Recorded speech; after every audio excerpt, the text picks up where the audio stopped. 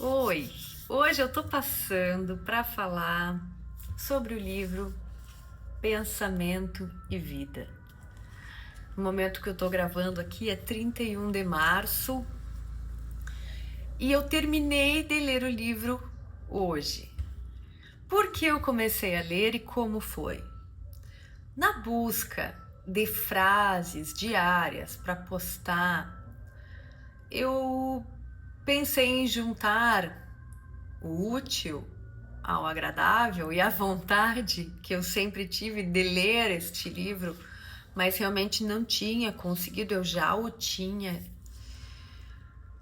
E eu pensei assim: vou ler um capítulo por dia, extrair uma frase para postar e assim eu também aprendo. E eu vim contar essa experiência para vocês sobre esse livro. O livro Pensamento e Vida é um livro bastante conhecido, psicografado pelo Chico Xavier, pelo Espírito Emmanuel.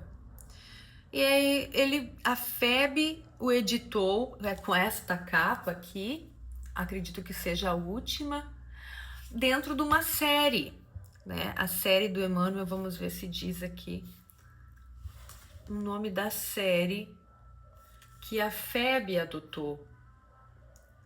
Bom, mas enfim, não importa, né? Coleção Emmanuel, sim. Ó, aqui atrás tem todas as capinhas, ó. Então é uma série que a FEB editou para quem quiser, para quem é preciosista, né? Pegar, ter todas iguaizinhas. É bem interessante. Mas voltando ao livro, Pensamento e Vida é bastante conhecido, abordado por nós espíritas. E eu vim falar sobre a minha impressão. Então eu comecei a ler por conta disso, de extrair uma frase por dia, e assim aconteceu no mês de março.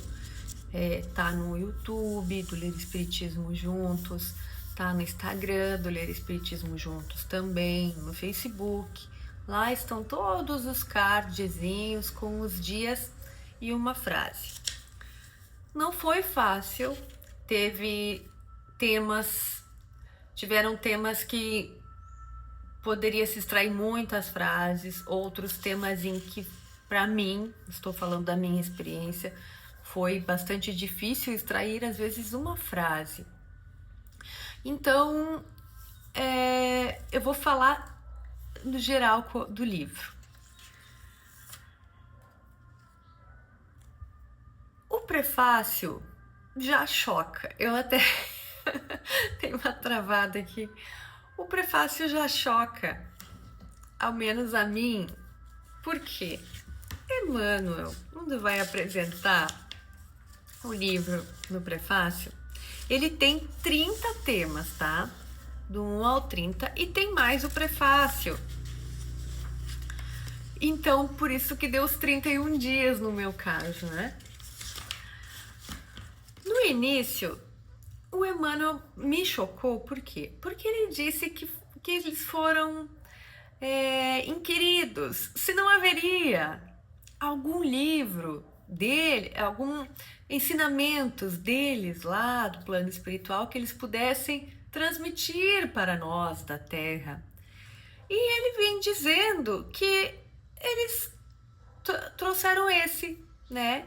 Que seria para eles assim como pequenas mensagens do dia a dia para nós. Mas quando a gente vai ver a profundidade, aí já começa a beleza do livro. É de emocionar.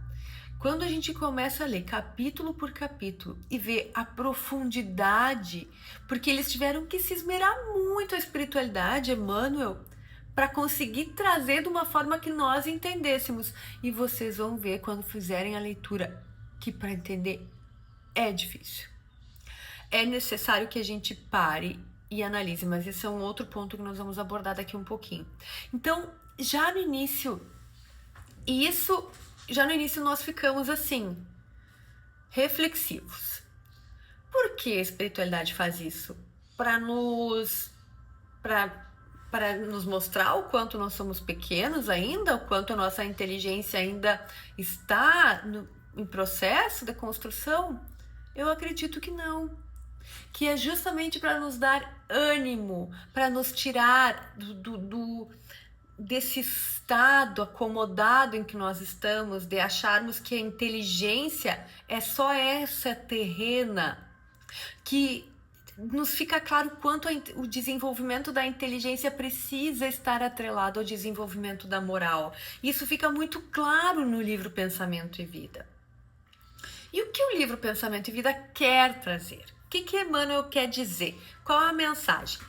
Que a vida, esta existência, que faz parte da vida que é imortal, as várias existências, ela é fruto do pensamento, reflexo do pensamento, plasma do pensamento. Portanto, sim, vida, esta reencarnação, fatos, acontecimentos são plasmados pelo pensamento. É isso que Emmanuel vai nos trazer neste livro. Outra coisa importante que não nos diz, Emmanuel não nos apresenta isso no início do livro, mas nós vamos ficar óbvio, nós vamos percebendo na leitura que é uma construção. O livro é construído como degrauzinhos, é como se nós fôssemos subindo escadas. E é tão bonito porque a gente vai se sentindo, é como se Emmanuel pegasse a nossa mão e dissesse, vem. E a gente vai subindo um degrauzinho por dia. No meu caso, foi um degrau por dia.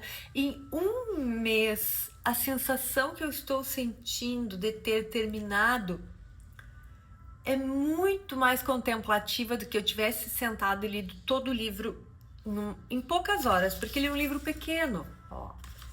Pode sim se ler em um dia, se quiser.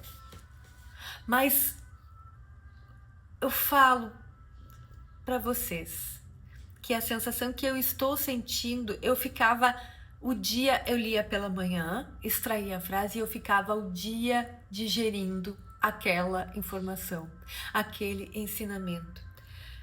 Foi uma experiência de leitura diferente, mas tão boa que eu estou aqui compartilhando com vocês.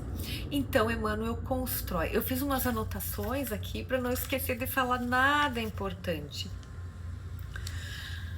Tem algumas coisas que é legal de falar, porque é muito utilizado nas falas espíritas, nas palestras, nos ensinamentos, que são as duas asas de Emmanuel. Seguidamente a gente escuta ou a gente fala e está neste livro. Nunca mais a gente vai falar que não sabe. Eu sei que diz, não, a gente já sabe que foi Emmanuel que falou no livro Pensamento e Vida, no capítulo 4, Instrução, onde ele diz: já se diz que duas asas conduzirão o espírito humano à presença de Deus. Uma chama-se amor, a outra sabedoria. Achei importante compartilhar aqui com vocês, porque para mim eu descobri a América. Até marquei aqui, nunca mais vou ficar buscando, já sei que é de Emmanuel, do livro Pensamento e Vida, do capítulo 4, as duas asas, amor e sabedoria. Outro conceito importante está neste livro, que é o conceito que nós também, não é tão conhecido, mas também bastante abordado, o conceito de trabalho-ação e trabalho-serviço. Também está neste livro, no capítulo 7, trabalho. Muito bem. E aí ele fala aqui, ó, trabalho-ação transforma o ambiente e o trabalho-serviço transforma o homem.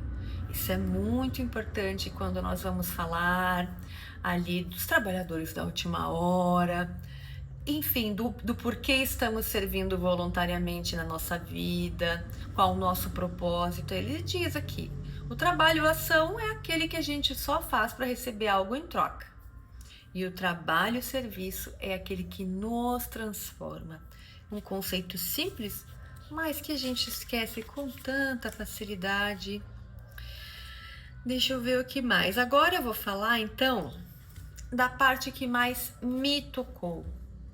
Nessa construção que Emmanuel vem fazendo, degrau, né, da escada, teve um momento em que Emmanuel fala do dever. Eu não me lembro qual, eu vou folhando e vou falando. Dever. E ele diz que dever é quando nós sentimos na nossa essência que nós estamos cumprindo o nosso propósito. E ele fala para a gente buscar qual é o nosso dever. Em seguida, no capítulo seguinte, Emmanuel vai falar que, ele fala vocação, profissão, vamos ver se está por aqui. No capítulo subsequente a dever, ele vai falar em culpa. 21, capítulo 21. Capítulo 22, culpa. Depois de eu falar do dever, Emmanuel vai falar em culpa. E ele diz que a culpa é proveniente do dever não cumprido. Às vezes não está no nível de consciência, mas no nível de inconsciência nós não por falta do autoconhecimento, da reflexão, a gente vai agindo instintivamente, vai vivendo a existência instintivamente, não consegue cumprir o dever, que é cumprir o nosso propósito, ao qual viemos para esta reencarnação, e aí começa a vir a culpa. E a culpa, ela pode ser geradora, pode ser os sintomas, pode ser a geradora de muitos dos problemas do corpo físico. E que o local do corpo físico onde se manifestam essas causas, estes sintomas, tem relação com o propósito não desenvolvido, com o dever não cumprido.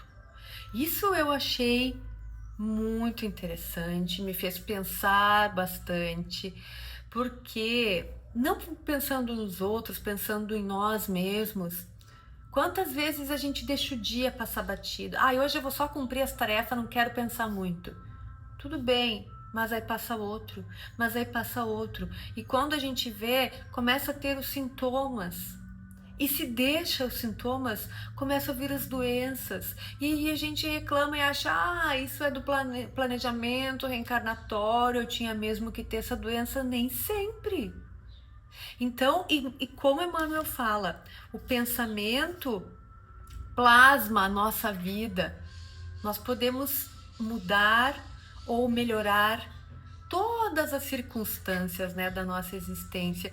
Então, é um livro, para finalizar, que já me estendi muito, eu recomendo assim, sinceramente falando, eu não tinha dimensão, eu escutava todos falando livro, pensamento e vida, mas eu não tinha dimensão do conteúdo que tem aqui dentro. Fica a recomendação, mas quando for ler, tenha tempo para ler, tenha disposição e boa vontade. E é um livro que a gente vai voltar para ler muitas e muitas vezes, porque numa primeira vez não é, pelo menos pro meu nível de entendimento, não consegui absorver. Eu não sei, eu vou dizer que talvez 10% da mensagem do livro eu tenha conseguido absorver. E eu não me importei. Eu tentava extrair a ideia principal, ter um entendimento principal e seguir adiante, porque realmente a linguagem é simples, apesar de ter expressões antigas, a linguagem é simples, mas vai além de palavras, muito além de palavras. Fica a recomendação para ter, para ler, para presentear sem erro essa bênção da doutrina espírita, que é o livro Pensamento e Vida. Se gostou desse vídeo, clica, curte, compartilha com quem tu acha que pode gostar, segue o canal Ler Espiritismo Juntos, que não tem nenhum fim lucrativo, vamos divulgar a doutrina espírita. Muito obrigada pela atenção, um abraço fraterno, fiquemos todos com Deus.